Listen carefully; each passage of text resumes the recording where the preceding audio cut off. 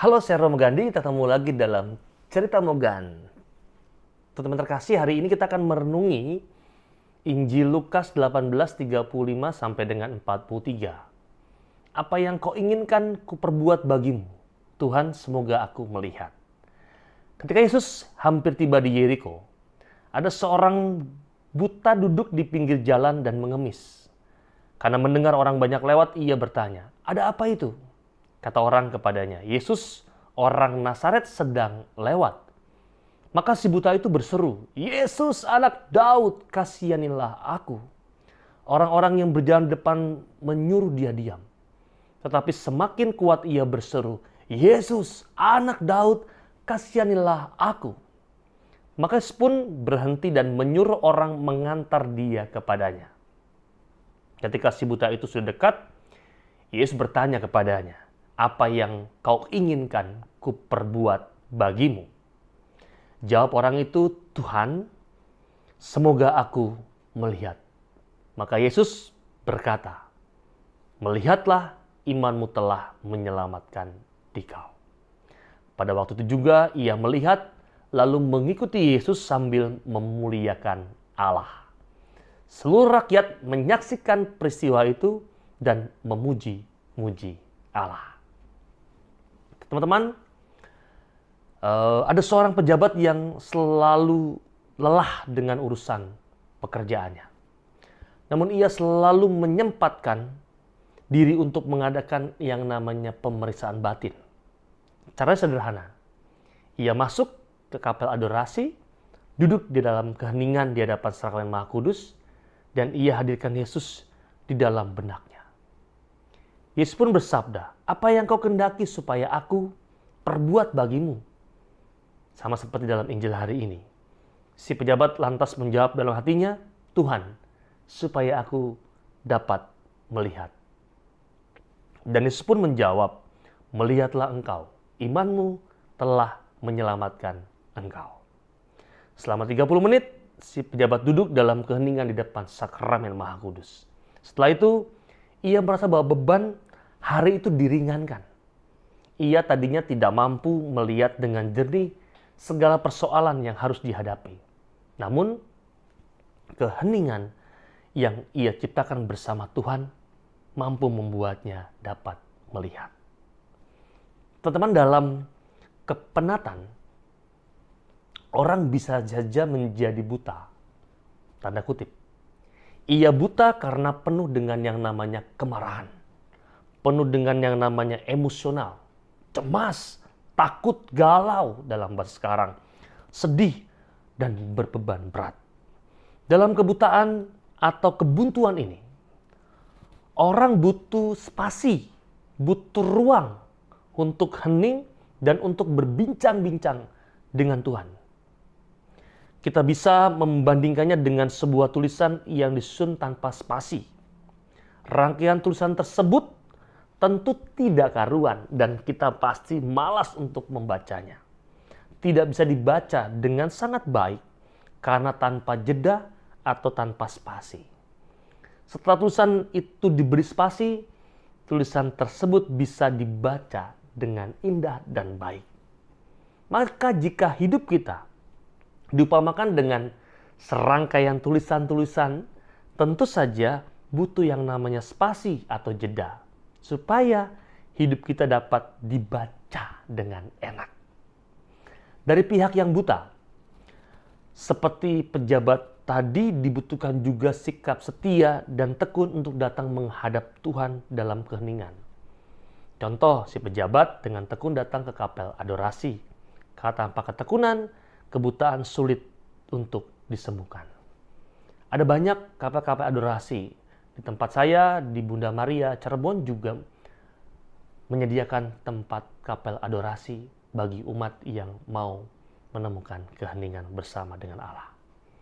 Dan dalam kitab Wahyu, dalam bacaan juga hari ini kepada jemaat di Efesus, dipuji karena ketekunan dan kesabaran untuk menyelamatkan iman mereka dari ajaran rasul yang sesat.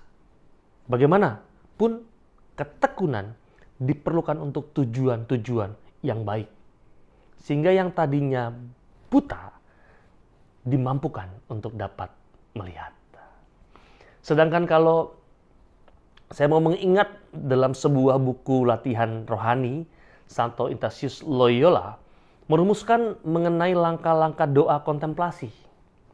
Setelah tahap persiapan, yakni membaca bahan dari kitab suci, Ignatius selalu meminta agar setiap peserta retret itu merumuskan id quod follow, yakni memohonkan apa yang mereka inginkan saat itu. Dan Ignatius mengajarkan bahwa dalam berdoa, kita hendaknya menggunakan daya-daya manusiawi seperti panca indera, seperti imajinasi kita, akal budi, ingatan, bahkan juga afeksi dan kehendak. Id quod follow dimaksudkan juga agar kita mengolah kehendak kita di hadapan Tuhan. Ignatius ingin agar kita mampu merumuskan keinginan dan kehendak kita di hadapan Tuhan. Itulah yang dilakukan juga oleh orang buta dalam refleksi bacaan Injil hari ini. Orang ini sangat hebat. Sosok tanpa nama ini mau memberikan pelajaran kepada kita tentang keinginan dan kehendaknya di hadapan Yesus Guru kita. Ia berseru, "Yesus anak Daud, kasihanilah aku." Ia kemudian menegaskan, "Tuhan, supaya aku dapat melihat." Dan Yesus Guru kita berkata, "Melihatlah engkau, imanmu telah menyelamatkan engkau." Pada saat itu juga ia melihat, lalu seluruh rakyat memuliakan Allah. Pada zaman sekarang, teman-teman terkasih, kita lazim mengajukan proposal untuk segala macam kegiatan. Dimanapun, mau di sekolah, bahkan juga dalam kehidupan menggereja ini. Setiap saya membaca proposal untuk kegiatan yang bagus, proposal-proposal itu pasti tersusun dengan sangat baik. Sehingga biasanya saya tinggal memberikan persetujuan atau mengoreksi sedikit. Kurang lebih begitulah hendaknya keinginan dan kehendak kita di hadapan Tuhan. Apabila kita memiliki keinginan dan kehendak yang bagus, Tuhan tinggal memberkati kita. Kita tidak boleh merepotkan Tuhan gara-gara kita tidak mempunyai yang namanya kehendak yang baik dan juga bagus. Oleh karena itu, sekali lagi, firman Tuhan hari ini mengajak kita senantiasa membangun pikiran dan juga kehendak. Kita mohonkan berkat dari Tuhan agar hal-hal baik itu menjadi nyata dalam kehidupan kita. Dan mari kita bertanya dalam diri kita masing-masing, apa yang kita mohon dan kita inginkan saat ini. Itu kurang lebih teman-teman terkasih sebagai sebuah rangkaian refleksi kita dalam firman Tuhan hari ini. Diingatkan pertama bahwa hidup kita harus punya spasi atau jeda.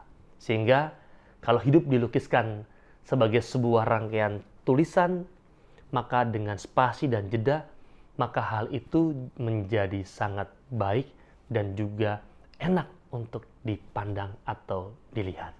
Yang kedua, kenali apa yang sebetulnya kita inginkan saat ini, apa yang kita mohonkan. Dan kalau keinginan dan permohonan kita itu sudah keinginan dan kehendak yang bagus, Tuhan pasti tinggal memberkatinya. Sama seperti proposal-proposal yang diajukan adalah proposal-proposal yang sudah rapi, bagus dengan keinginan-keinginan yang bagus pula.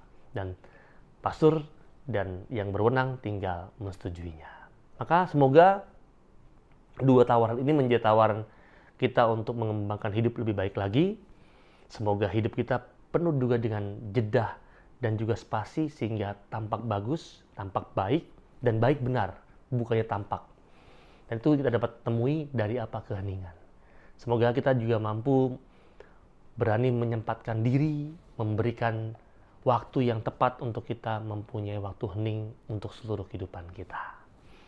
Maka kita mohon berkat dari Tuhan untuk segala perjuangan, proses yang baik yang mau kita kerjakan dan lakukan hari ini. Kita tundukkan kepala, kita mohon berkat dari Allah.